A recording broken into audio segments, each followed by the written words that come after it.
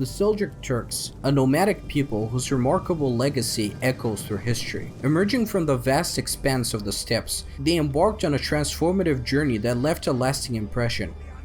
Today, we delve into the fascinating world of the Seljuk military, a realm where skilled warriors on horseback shape the destiny of nations. Join us as we explore the intricacies of their military equipment, delve into the organized structure of their army, and shed light on the ingenious strategies that propelled the Seljuks to greatness.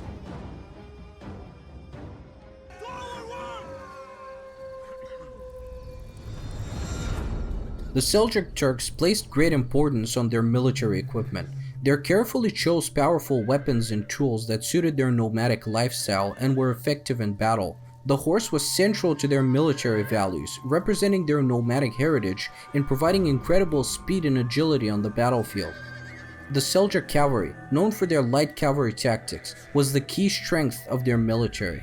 The horse archers were the frontline soldiers of every Seljuk group, representing their exceptional fighting ability. These skillfully used composite bows made from materials like horn or bone to unleash devastating volleys of arrows on their enemies. With quivers holding 30 to 50 arrows, these archers ensured a constant rain of projectiles on the battlefield. While the bow was their preferred weapon, the Seljuk warriors were not limited to long-range combat. They also used missile weapons like javelins to effectively engage adversaries at different distances. However, the bow remained the favored weapon of the Seljuk cavalry.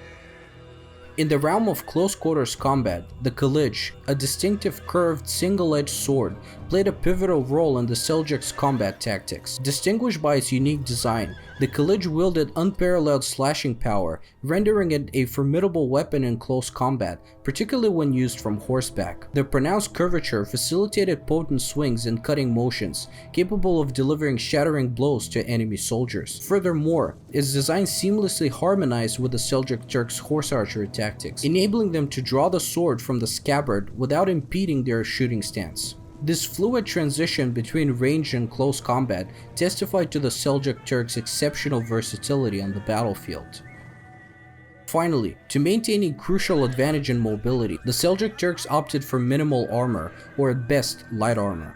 Their horse archers predominantly bore small round shields, often covered in vibrant colors, providing protection without hindering their mobility. Although some mounted and foot soldiers wore captured mail armor, it was more commonplace to find them wearing various forms of lamellar armor, providing a balance between protection and agility amidst the chaos of the battlefield.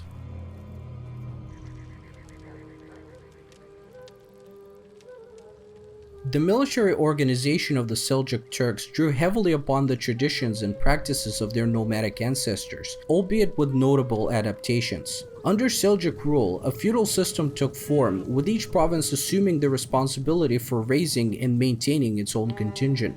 The ruler of a given province, known as the emir, derived revenue from that territory, with a portion of it designated for tribute to the sultan. During times of conflict, the emir bore the obligation of mustering a specific number of fighters from his domain. Among these forces, the askars, a corps of regular professional soldiers, served as the trusted bodyguards of the emirs. The size of the askar regiments varied depending on the province or district, with accounts from the First Crusade documenting the presence of 2,000 askaris hailing from particularly prosperous regions. In complement to these corps of regular troops, the Seljuk emirs turned to the Turkmen, diverse tribal groups boasting their own leaders known as beys. These Turkmen mercenaries constituted the bulk of the Seljuk military force. When mixed in with the regulars, these combined armies would amass well over 100,000 warriors, showcasing the immense resources that the Seljuk Turks possessed and could mobilize during their peak.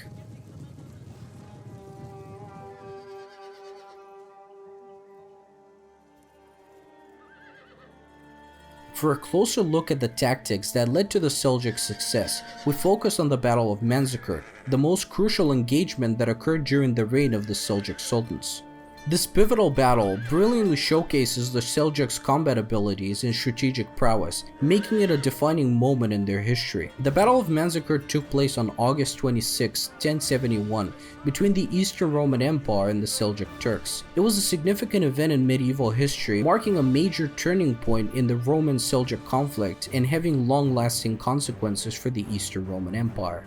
The first clashes between the Romans and the Seljuks occurred during the 1040s, when the Seljuk Turks began to make incursions into Anatolia, raiding and pillaging border regions. These clashes intensified over the years as both sides sought to expand their influence and control over the contested territories. In the years leading up to the Battle of Manzakurd in 1071, there were sporadic engagements and minor skirmishes between the Romans and the Seljuks. The Romans attempted to push back the Seljuk incursions and regain lost territories, but their efforts were met with mixed success. Ultimately, these pre-battle events set the stage for the fateful encounter at Manzakurd. Both sides were aware of the escalating tensions and the high stakes involved. The Seljuk Turks, under the leadership of Sultan Alp Arslan, prepared to defend their gains and further expand their influence, while Emperor Romanos IV Diogenes of the Eastern Roman Empire aimed to regain lost territories and reassert dominance in Anatolia. The Battle of Manzakurd would ultimately decide the fate of these competing powers in the region. The Romans had a larger army and were initially confident in their ability to defeat the Turks. However, a series of strategic mistakes and divisions within the Roman army, as well as Sultan Alp Arslan's tactical brilliance, would eventually lead to a decisive Seljuk victory. During the initial stages of the battle, the Romans deployed their troops in a deep, dense formation to prepare for the upcoming Seljuk cavalry charges. However, this formation limited their mobility and made them vulnerable to flanking maneuvers. Sultan Alp Arslan capitalized on this weakness and launched a feigned retreat,